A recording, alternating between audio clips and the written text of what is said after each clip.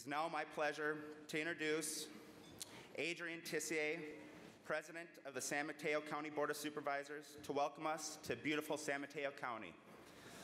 Let's welcome Ms. Tissier.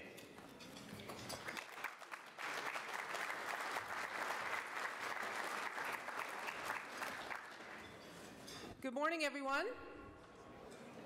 Oh, hi, Dean. I think they need some more coffee out here. Let's try that one more time. Good morning, everyone.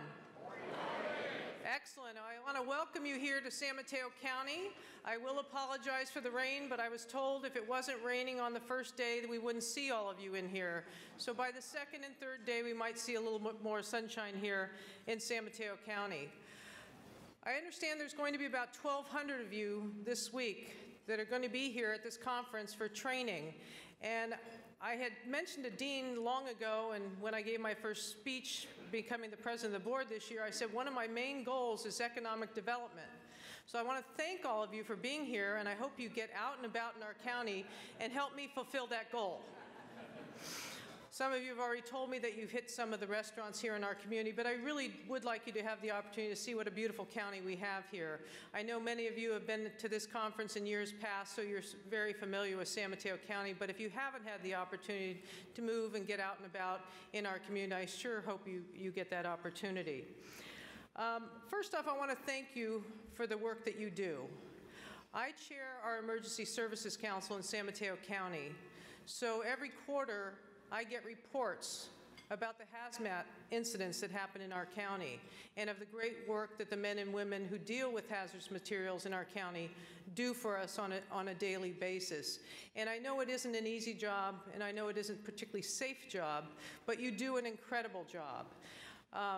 Not too long ago, a year or more, here on 101, we had a huge incident in our county with a tanker overturning. And the beauty of our county is we have what's called SMC alert. And I'm sure in other counties you probably have similar type alert systems, but I was leaving the county and I was going to head to 101 to head north because I live in the north part of the county, and I got a text and I looked down and sure enough there had been this huge spill on 101 and we were alerted about it through our OES, who had been alerted by the first responders that they were going to shut down 101 and we didn't need to go in that direction.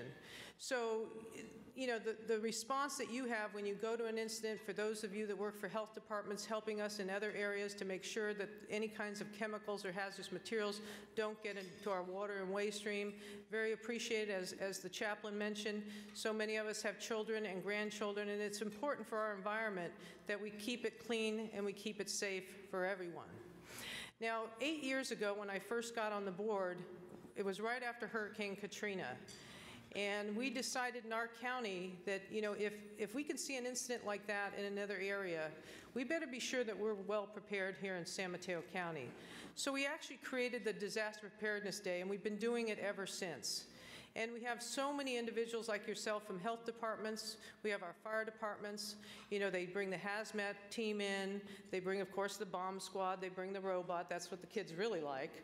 And they help train us because we all know it's not if, it's sort of when a disaster strikes. And most of us, when we think about a disaster, we think about an earthquake.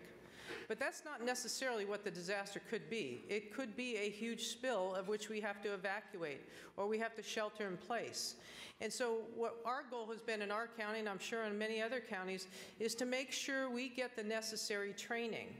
And you know, the first year we had like 5,000 people came to the fairgrounds because of Hurricane Katrina, and they felt they wanted to make sure that their families were safe.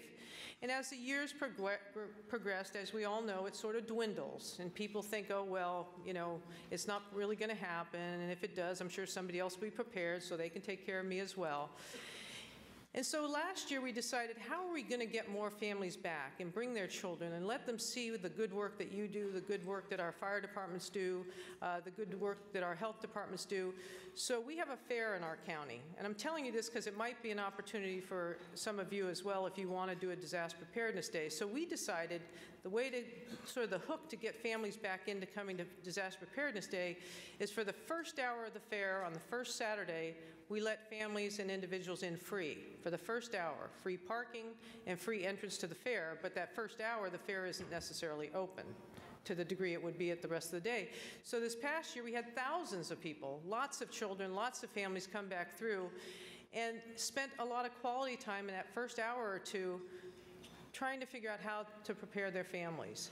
And it was a great hook, it was very successful, and we're going to continue that this year as well, because we know, as you know, all of us have to be self-sufficient at a time of a disaster, whether it's a spill, whether it's an earthquake, whether it's, as we had here not too long ago, the PG&E pipeline.